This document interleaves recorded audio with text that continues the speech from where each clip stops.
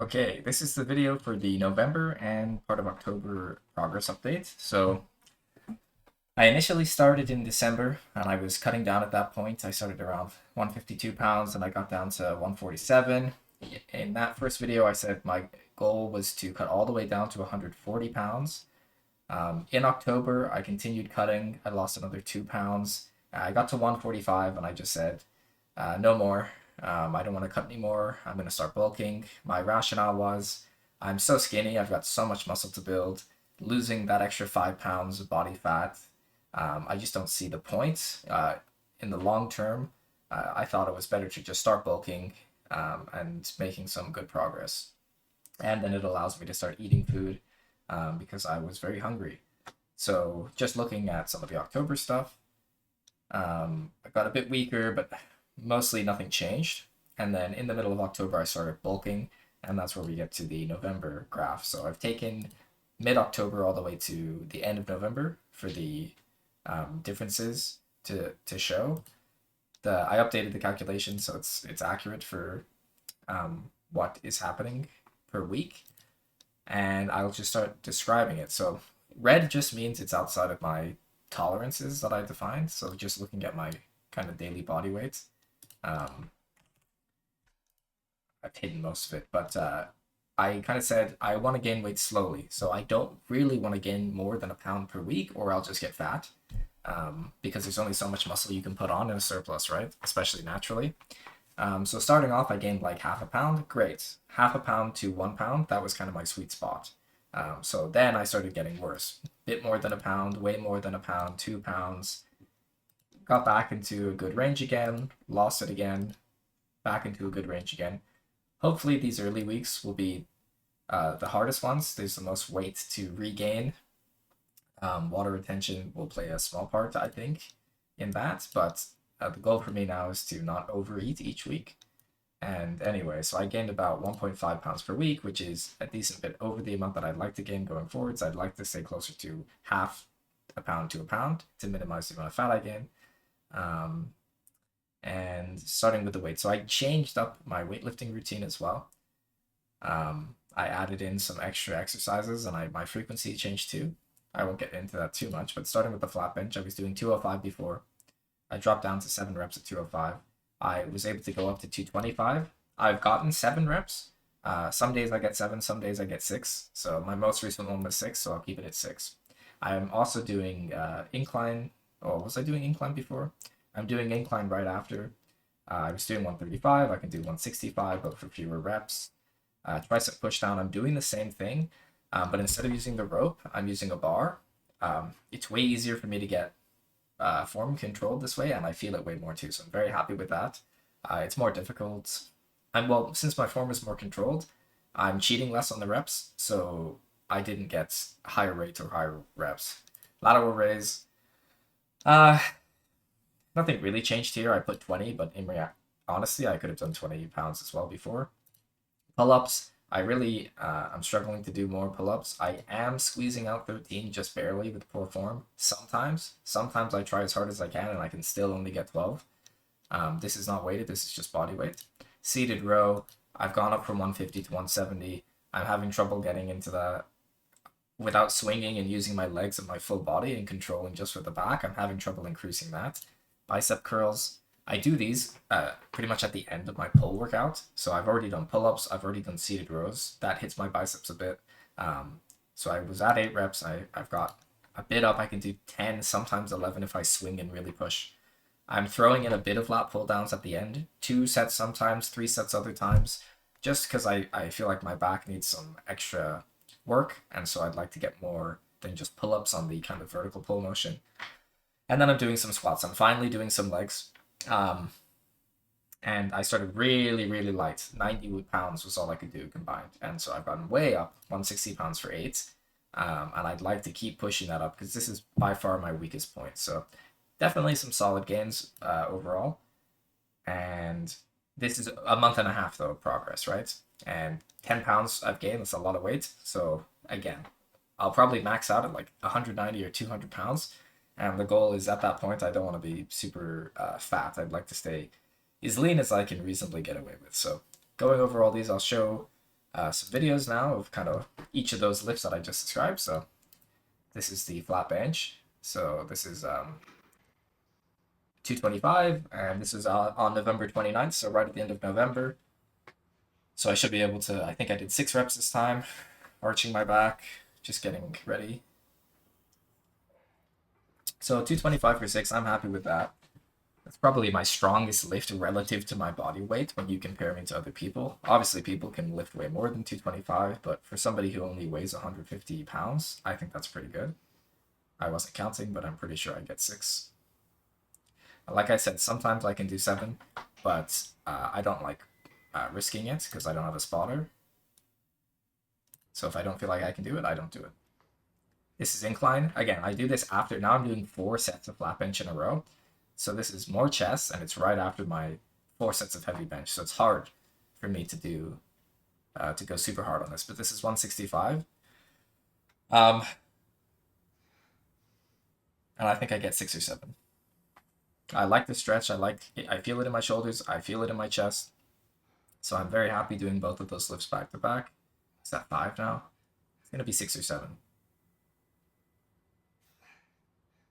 Is that 6 or 7? I don't know. I'm doing more volume now. I'm doing every muscle group twice per week. Let's see if I can show you here. So now if you go to my weights. So because I do them twice per week and I'm doing 4 sets of some of the key lifts now, I'm just trying to get more volume because I feel like I'm not doing enough for me to actually promote any growth. And I've been doing twice per week for a while now, and I feel sore more often. Like after I do incline for flat for 4 reps and incline for 4 reps, I feel it in my chest and shoulders. And then only a few days after that in the same week, I do it again, and then I feel like I'm constantly in that muscle protein synthesis cycle, and I feel like so long as I can keep the motivation to do it that often, which is probably the hardest part, then that should really help my progress. So you can see here, because I do effectively 8 sets of chest per workout, and I do 2 per week, that's 16 total sets of chest. Shoulders, I count incline, I count my lateral raises, so that's 4 plus 3 is 7, times 2 is 14. Triceps, I pretty much count everything. I count this, I count this, I count this. What is that? 8, 9, 10, 11. Because you are using it in all those lifts, so tons of tricep work. Back, I do pull-ups, I do the machine row, and I do the pull-downs, so 3, 6, 9, times 2. Biceps, I think I count everything again. Pull-ups, machine row, curl. Maybe I don't count that, 3, 6, 9. Oh no, I do. 12 times 2, tons of bicep work. Legs, I just do squats, 5 sets, twice per week. That's it. Obviously, you should do more. You should do hamstring work. You should do tons more. Give me a break. This is the first time I've ever done legs in any capacity. There's lots of room to grow. If I just do 2 bodyweight squats, that's more than I ever do. So I'm sure they'll grow. And then as I get better in as I get more comfortable lifting consistently with the legs, I'll totally throw in some more workouts. But it's about convenience too, because at the end of the day, if I design some super optimal leg workout that's just so tedious to do, I never do it, then it serves me worse than if I can just at least do some squats, right? So you have to consider that as well. So that was incline, continuing the push workout, going into the tricep pull downs or push downs. This is the bar I'm using now, the lat pull down bar. I'm using the bar instead of the rope. If you saw my previous video, you saw the form that I had with these on the rope. It was horrible. This is a bit more controlled. This is 70 pounds, but I'm not swinging that much, and the range of motion I think is pretty all right.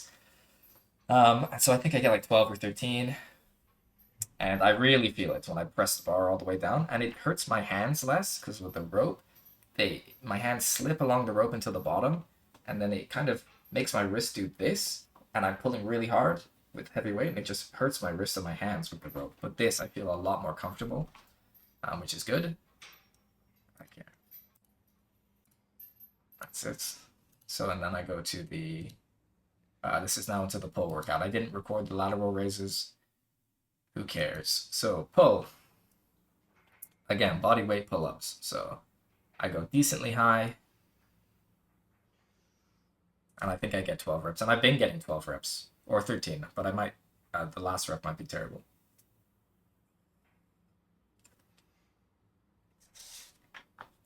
So I start off with pull-ups every pull workout. I think they're good.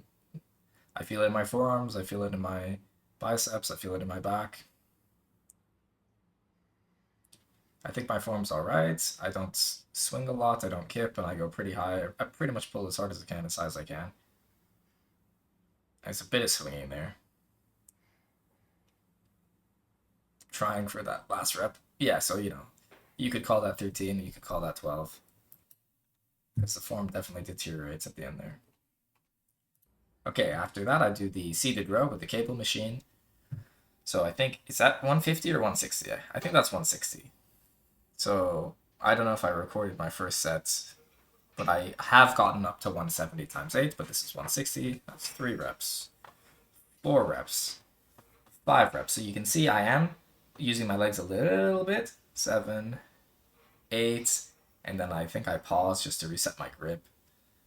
And then that's 9, 10. Watch my legs are being more engaged now. 11, and I swear I just did. Oh, do I go for it? Oh yeah, now it's tons of legs, right? So, you know, I want to kind of isolate it from my back, but I feel like if I don't use my legs and I just stop right when my back gives out, I don't feel like I've gone all the way. So I use the legs to assist to help me work my back more, kind of like a cheat rep or an assisted rep.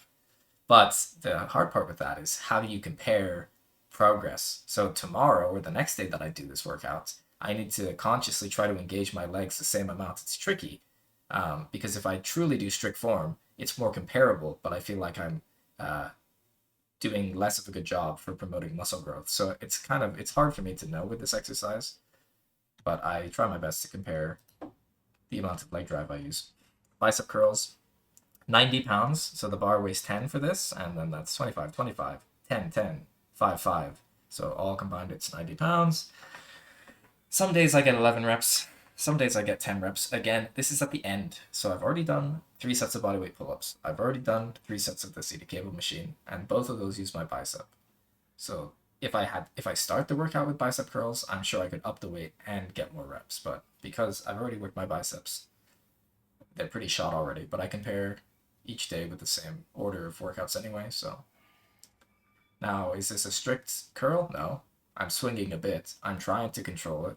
But unless my back's up against the wall, it's hard to control the entire swing. Bear in mind, I weigh 150 pounds. This weighs 90 pounds. It's like, I'm picking up just like 66% of myself. So it's hard for me to control that amount of weight. And then this is kind of, I'll skip to the squats first and I'll go back to that one. So I'm doing squats now for legs. So why am I using the safety squat bar or whatever you would call this? My shoulder mobility is terrible. I can't reach my arms far back enough to grab the bar with a regular squat. I've tried the stretches that you have to do for me to open my shoulders up more. I hate doing them, which means I just don't do them. So if I want to get legs, this is how I do it. And I've gone through many iterations to make the squat something that I can actually motivate myself to do. I'm wearing these special shoes with a heavily elevated heel. That helps me a bit.